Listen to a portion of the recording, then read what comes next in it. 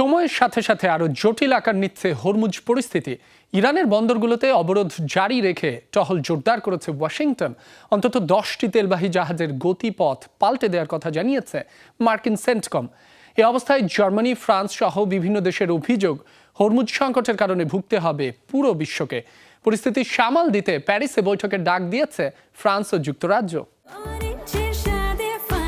Orange সহ বিভিন্ন ফ্লেভারে Pran lollipop, juicy juicy world.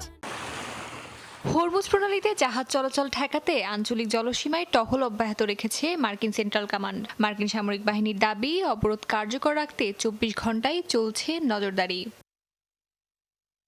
অবরোধ শুরুর পর অন্তত 10টি জাহাজকে গতিপথ বদলাতে বাধ্য করেছে তারা। এরই মধ্যে ইরানের সুপার ট্যাঙ্কারও রয়েছে বলে দাবি যুক্তরাষ্ট্রের।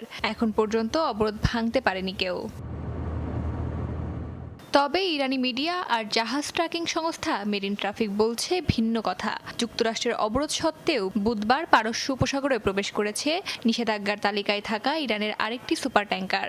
এর আগে RHN ও আলিসিয়া নামের আরও দুটি নিষিদ্ধ সুপার ট্যাঙ্কার একই পথ দিয়ে প্রবেশ করেছে বলে জানিয়েছে সংস্থাটি। ফলে প্রশ্ন উঠেছে অবরোধের কার্যকারিতা নিয়ে।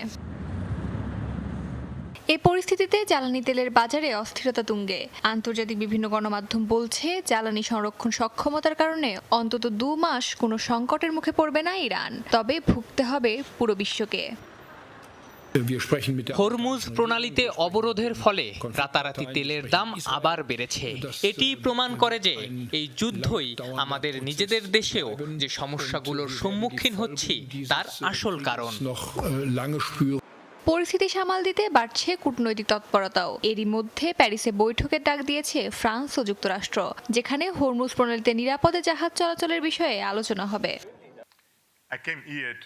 হরমুজ প্রণালীর অবরোধ বিশ্ব অর্থনীতির জন্য অত্যন্ত বিপজ্জনক এবং ইতিমধ্যে এই অবৈধ অবরোধের প্রভাব ভোগ করছে বিশ্ব। হরমুজ প্রণালীতে নৌ চলাচল নিশ্চিত করাতে একটি জোট গঠন করছে ফ্রান্স ও যুক্তরাজ্য। তাদের সাথে যোগ দিচ্ছে ইউরোপীয় দেশগুলো। বিশ্বের অন্যতম গুরুত্বপূর্ণ এই সমুদ্রপথে যে কোনো অচল অবস্থা সরাসরি প্রভাব ফেলে বৈশ্বিক অর্থনীতিতে। তাই সামরিক চাপ আর কূটনৈতিক উদ্যোগ দুপথে এখন পরিস্থিতি সামাল দেওয়ার চেষ্টা চলছে। অস্মিতা বিশ্বাস, যমুনা নিউজ।